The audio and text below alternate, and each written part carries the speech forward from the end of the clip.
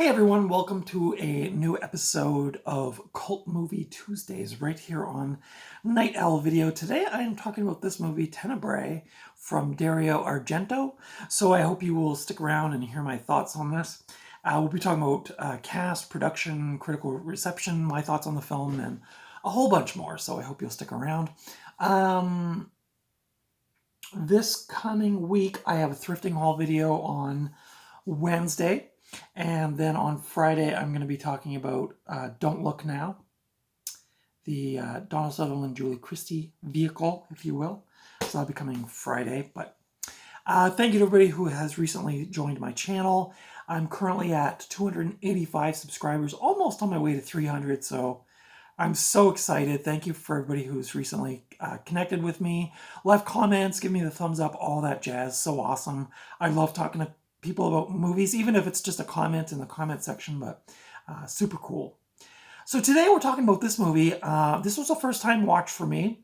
Again, if you're new to my channel, when I was a teenager, and that was in the mid 80s, or early to mid 80s, when I rented movies, I always rented the same videos from the video store. It was, it was Eraser, Blue Velvet, Eraserhead, Hellraiser, I guess later into the 80s.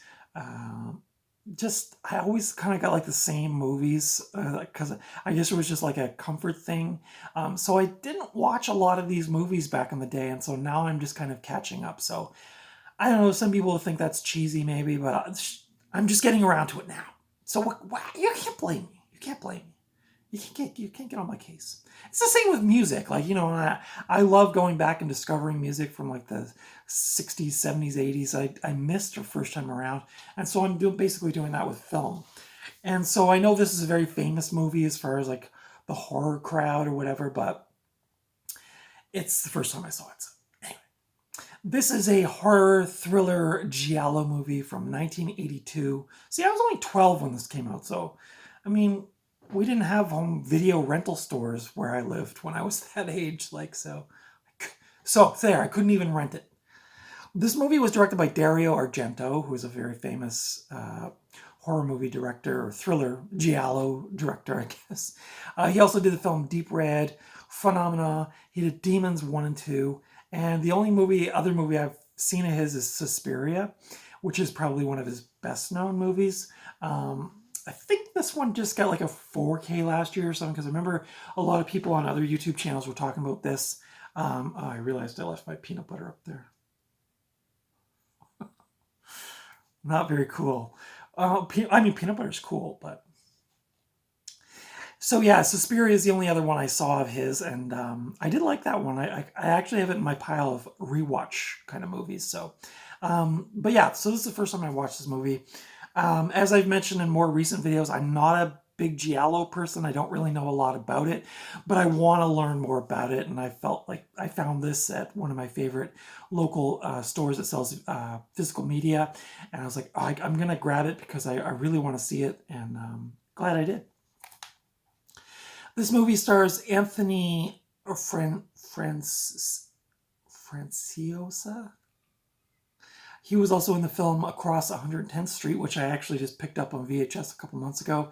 He was also in Death Wish 2, which I'll actually be doing a review of Death Wish next week, the original Death Wish. So that's coming up. This also stars John Saxon. I love John Saxon. He was also in The Girl Who Knew Too Much, which was directed by another Italian Giallo director, Mario Bava.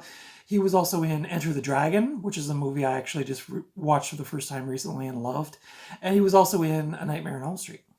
This also stars Daria Nicolodi, who was in Inferno and Phenomena, as well as Giuliano Gemma, who was in a lot of Italian movies that I'm not familiar with. So maybe in the coming years I will become familiar with some of those movies, but...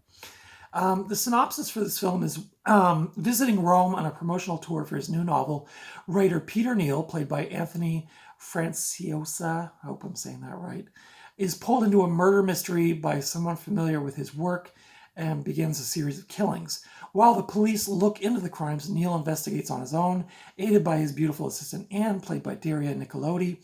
and a tenacious young local named Gianni, played by Christian Borromeo. As the murderer brutally dispatches of other victims, Neil gets closer to discovering the psychopath's identity.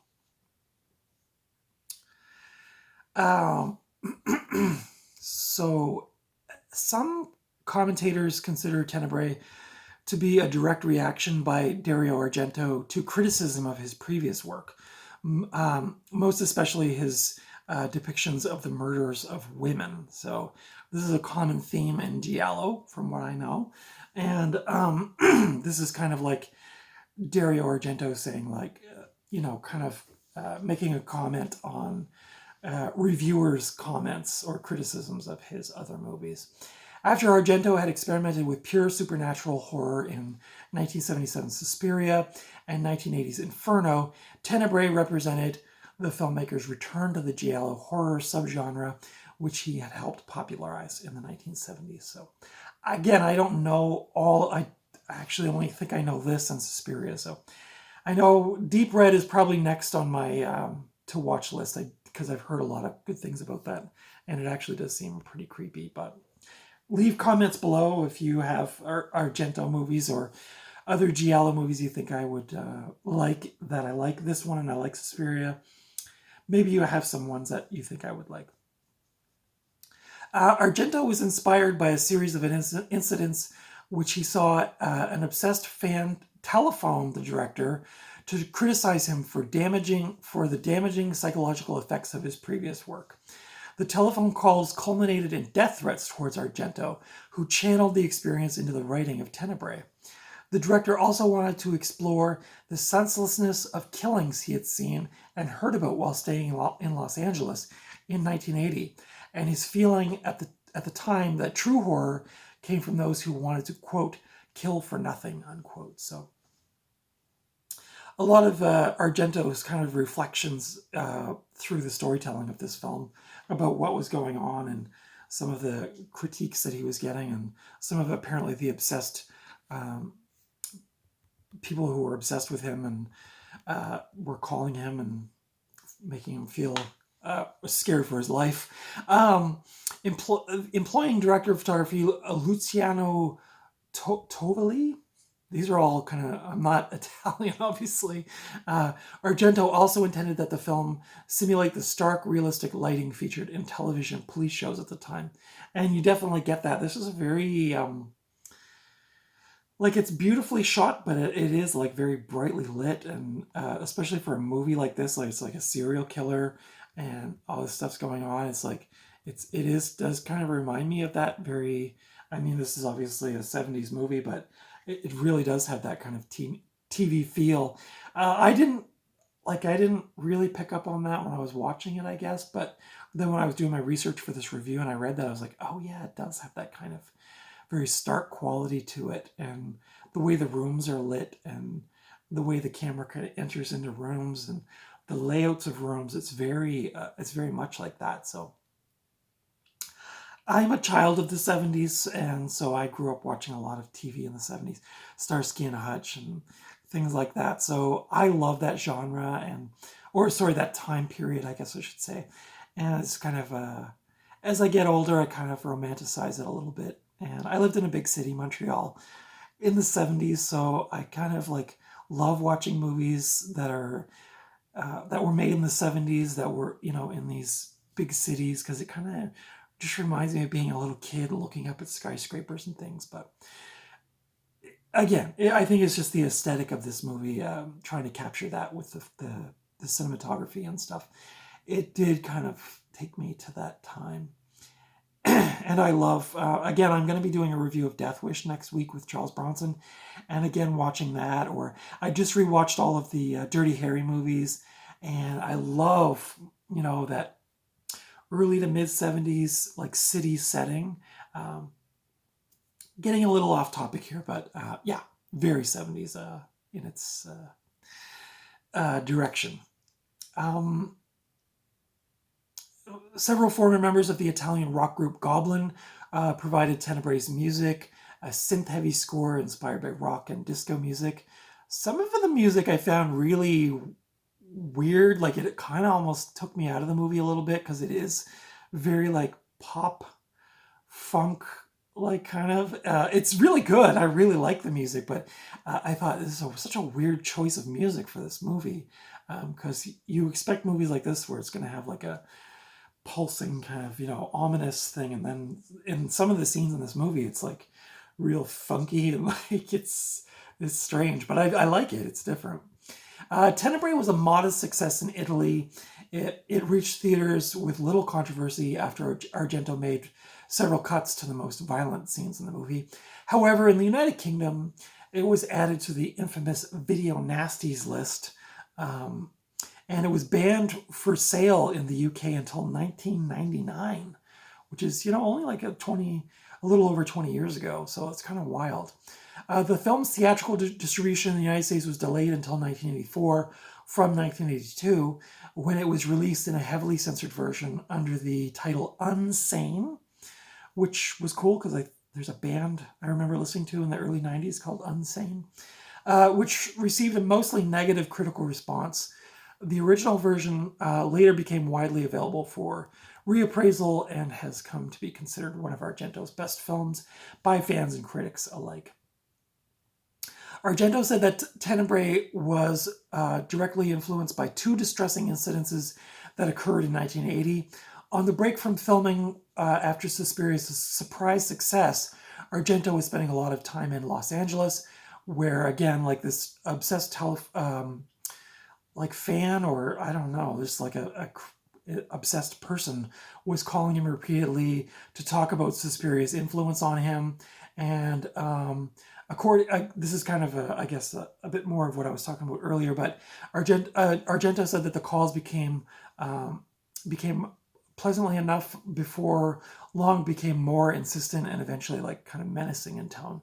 The fan claimed that he wanted to, quote, to harm Argento in a way that reflected how much the director's work had affected him, unquote. And that because the director had, quote unquote, ruined his life, he in turn wanted to ruin Argento's. Although no violence came of the threat, Argento said he found the experience terrifying and he was unable to write.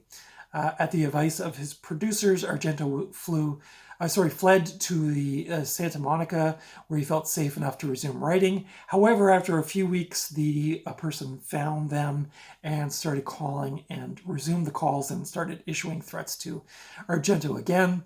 The director then decided to return to Italy. And Argento was quoted as saying that he felt the fans' threats were, quote, symptomatic of that city of broken dreams, and that celebrity stalkers and senseless crime, unquote, were the inspiration for this movie. The second incident occurred during Argento's stay at the Beverly Hilton, where a Japanese tourist was shot dead in the hotel lobby. Later hearing of a drive-by shooting outside a local cinema, Argento reflected on the senselessness of these killings. Quote, to kill for nothing, that is the true horror of today. When that gesture has no meaning whatsoever, it's completely repugnant, and that's the sort of atmosphere I wanted to put across in Tenebrae, unquote. So, I kind of copy and paste those from Wikipedia. There's a lot of stuff about this movie. Like there was a lot of there's obviously themes and things going on here. I just wanted to kind of give you a review. I mean, if I was going to do everything, it would probably take me like an hour to do this true justice. But I wanted to talk about this based on what I was able to research in a relatively not convoluted way. What else are we talking about here? So filming began on the 3rd of May of 1982, and it took 10 weeks, mostly shot on location in Rome. Tenebrae's score is very different from those the band had produced for Argento previously. Like I said, this movie has like dance music and electronic music, and the composer for the film, what's his name? Simonetti. He described the film as kind of an electronic rock hybrid, and that the main theme included like disco elements. So, like I said, this movie is very different. Very, I guess, kind of reflective of that time too. '82 was kind of a weird time for music because it was kind of like just past disco, but kind of early stages of new wave. So it was kind of in that weird. There was still dance music, but it was like kind of this hybrid of like rock and disco, and that plays throughout this movie. According to Argento expert Thomas Rostock, Tenebrae is filled with rhyming imagery that relates to the film's exploration of the, quote, dual nature of the two active murderers, using doubles, inversions, reflections, and re-reflections, unquote. Every major character has at least one double in the film, and the theme extends to objects, locations, actions, and events, both major and minor. So there's a lot of this like reflective kind of imagery in this film. The Arrow and Synapse DVD and Blu-ray releases are the complete uncut versions of this film. This is a Synapse one, so I'm going to assume this is an uncut version. I didn't look on the back to see, but oh yeah, it does say original uncut camera negative. So this is the uncut version. Happy to say. I still a little puzzled why this is on the video nasties though. It's not. I mean, there's definitely some pretty gruesome scenes in it, but it's not like when you compare it to some other things that are on that list. It's kind of strange. The critical response to Tenebrae was as it's again widely regarded as one of Argento's best films. Some calling it his last great film. I really can't comment on that because I don't know a lot of his catalog, but maybe in time I will be able to tell you more about that. Gordon Sullivan of DVD Verdict wrote, quote, Tenebrae is a straight-up giallo in the old-school tradition. It may have been filmed in 1982, but it comes straight out of the 70s tradition. We've got all the usual suspects, including a writer for a main character, lots of killer cam points of view, some crazily over-the-top kills, and approximately 72 twists before it's all is revealed. For fans of Argento's earlier giallo, this is a must-see, unquote. So there you go. This movie currently holds a 79% on Rotten Tomatoes.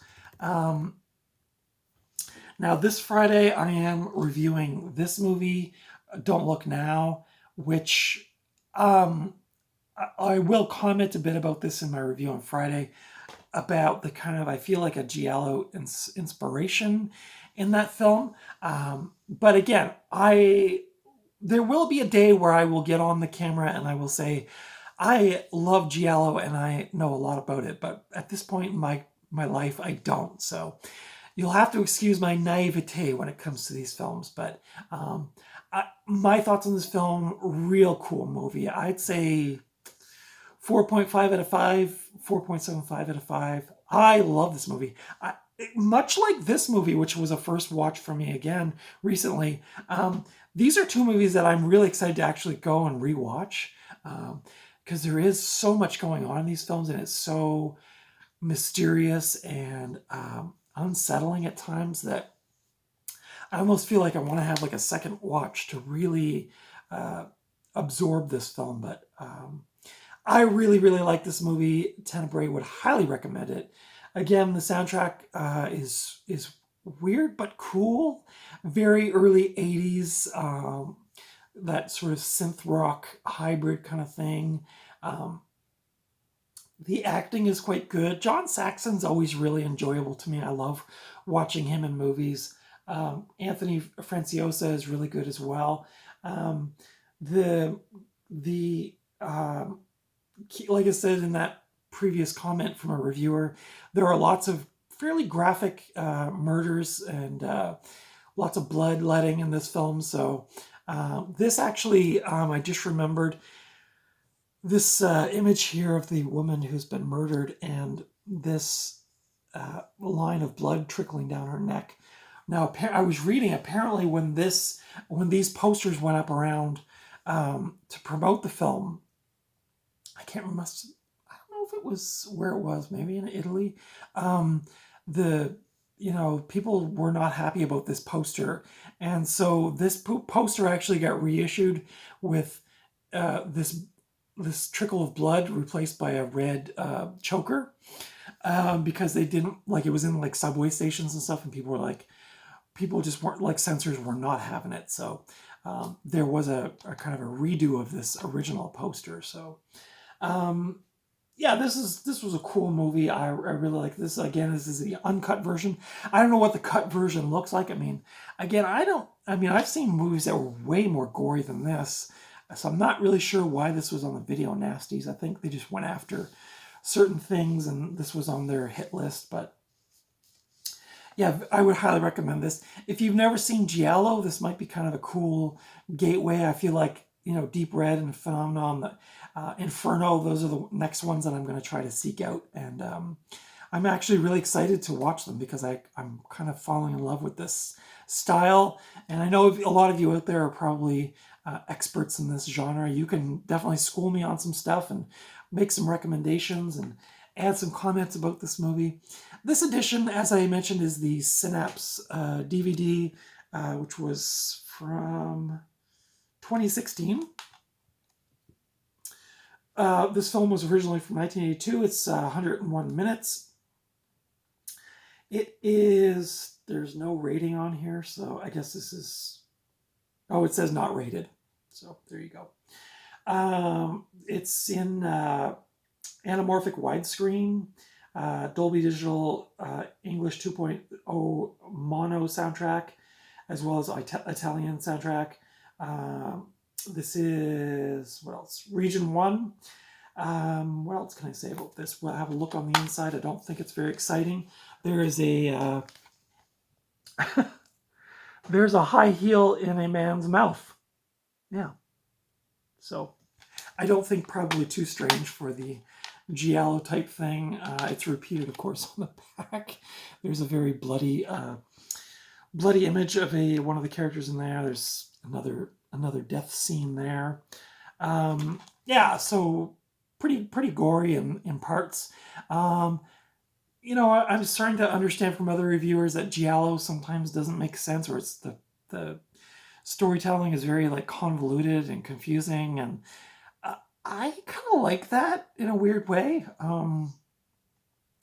I guess I am kind of a creative person, and I kind of like always appreciate a bit of ambiguity and strangeness with things, and maybe that's why Giallo is starting to appeal to me. But I would highly recommend this movie if you are interested in 80s horror, 80s Giallo, or Giallo in general. Just well-made movies, interestingly shot movies, brightly lit 70s style movies. What else can I say about this? Again, I really like John Saxon. I just love watching him on screen, and yeah, really cool movie. Let me know what your thoughts are on this film. In the comments below, did you see this movie? Did you like this movie? Do you have other Giallo recommendations for me? Of course, drop those in the comments below. Consider giving me the thumbs up if you liked my thoughts on this film. Consider subscribing to my channel if you haven't already. Follow me over on Instagram at Night Owl Video. And thank you for tuning in. Again, this coming Friday, I'm going to be talking about Don't Look Now, the Julie Christie, Donald Sutherland movie, directed by Nicholas Roeg. So be sure to tune in on Friday. As well as this coming, or I should say tomorrow, I will have an all-new thrifting haul video where I actually went and found a bunch of cool stuff just recently. So after a bit of a drought in the thrifting market, I did find a bunch of cool stuff. So be sure to tune in for that. Until next time, I will see you at the thrift store or at the video store or just out and about somewhere. But until then, please take good care of yourselves, and I will see you in the next video. Bye.